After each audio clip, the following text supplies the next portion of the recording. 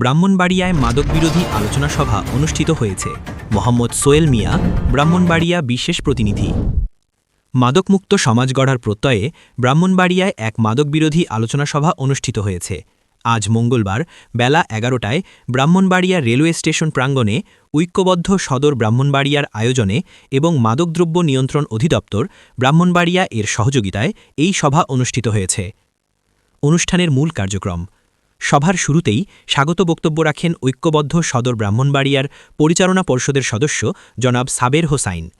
অনুষ্ঠানে সভাপতিত্ব করেন সংগঠনের পরিচালনা পর্ষদের অন্যতম সদস্য শেখ আরিফ বিল্লাহ আজিজি। অতিথিবৃন্দ: প্রধান অতিথি জনাব এহসানুর রহমান ভূঁইয়া, অতিরিক্ত পুলিশ সুপার ব্রাহ্মণবাড়িয়া।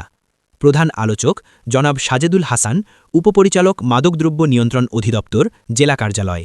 বিশেষ অতিথি জনাব Alauddin Ahmed, in charge ২ number police ফাঁড়ি, সদর থানা। জনাব Rafiqul Islam, in charge Brahmanbaria railway police ফাঁড়ি। জনাব Shakil Islam, station master Brahmanbaria railway station. বক্তব্য ও আলোচনা। অনুষ্ঠানে বিভিন্ন সামাজিক সংগঠনের প্রতিনিধিরা তাদের মূল্যবান বক্তব্য তুলে ধরেন।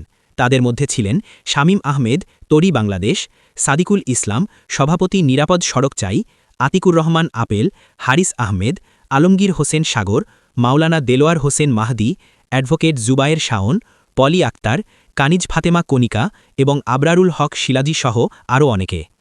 মূল বার্তা: বক্তারা তাদের বক্তব্যে মাদকের ভয়াবহ ক্ষতিকর প্রভাব সম্পর্কে তরুণ প্রজন্মকে সচেতন করেন। তারা বলেন, একটি সুন্দর ও সুস্থ সমাজ গঠনে মাদক নির্মূলের কোনো বিকল্প নেই এবং এর জন্য প্রশাসনের পাশাপাশি সাধারণ মানুষকেও সম্মিলিতভাবে এগিয়ে আসতে হবে।